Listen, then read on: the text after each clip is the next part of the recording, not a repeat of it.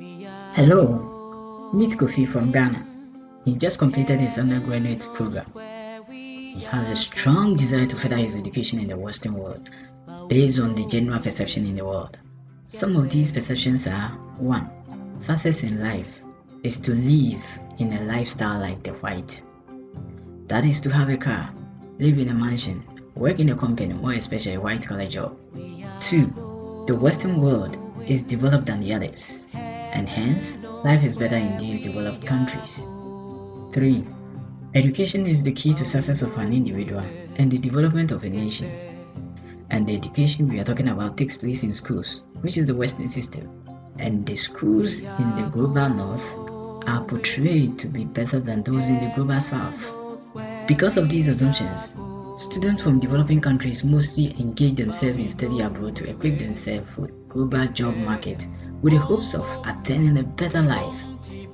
So after attending schools in any of the universities in the global north, he or she will get a better job in his or her country or any part of the world.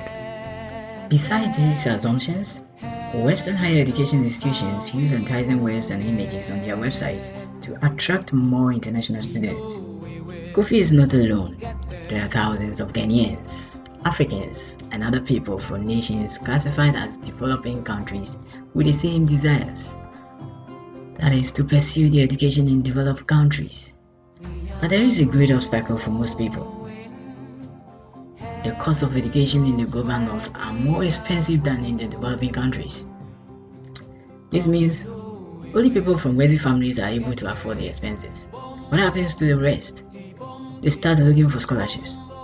And most of these scholarship programs target brilliant but needy students and active community volunteers. So in the end, not everybody with a desire to study abroad achieve their dreams. Now, the so-called fortunate ones who make it up to the Western universities start sharing pictures of themselves at tourist centers on social media. Their friends and families back home see these pictures and feel the international students are living in an ivory tower.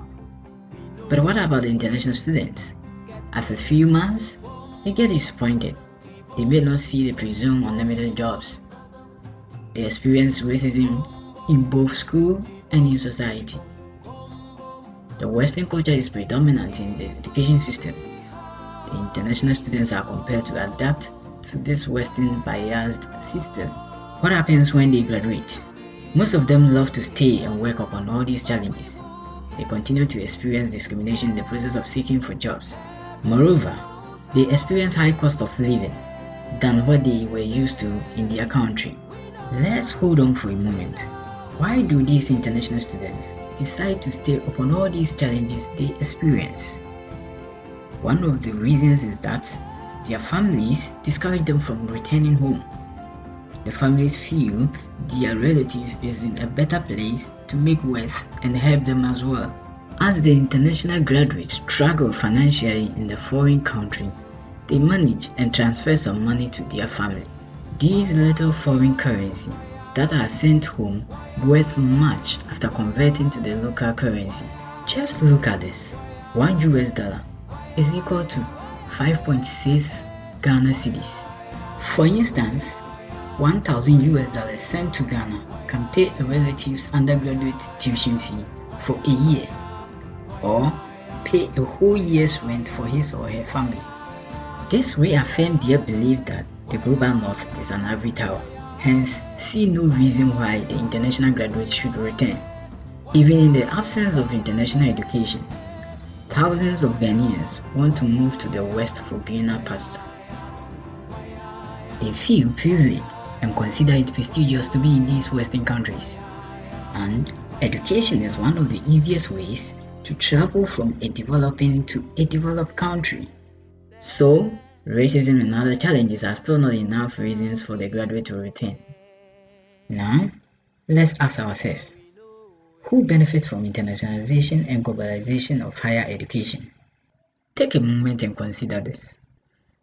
The number of people who move from developing countries to developed countries to pursue their education are far greater than the other way around.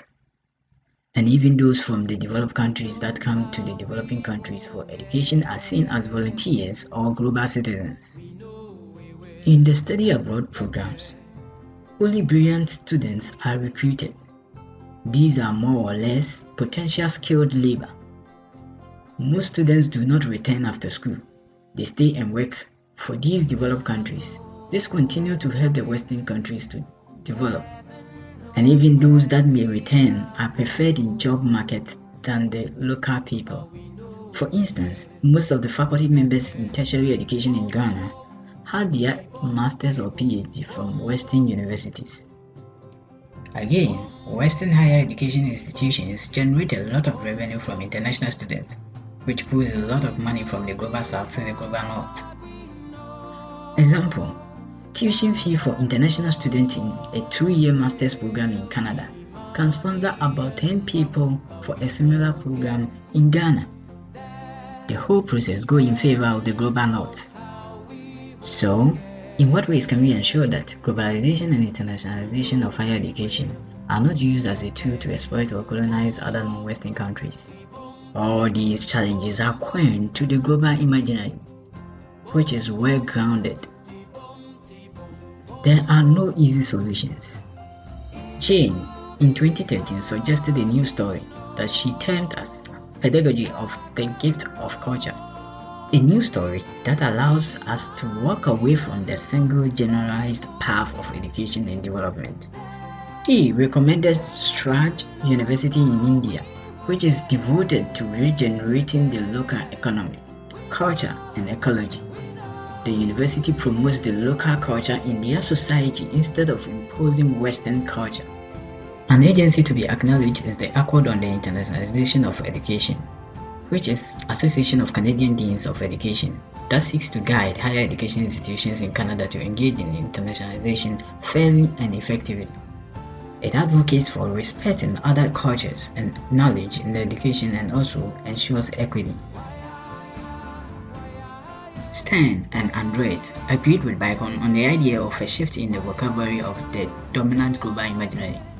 They believe the use of grammar is a component of colonial discourses. This will help to respect and treat all people equally. So, if you are a prospective international student, be aware of these challenges. And also, if you are an educational administrator or policymaker who is optimistic about globalization and internationalization of higher education, know that as we help the universities in the West attract more international students, they create and add more to the programs of other countries. Thank you for watching this video. You may share your opinion at the comment section below this video.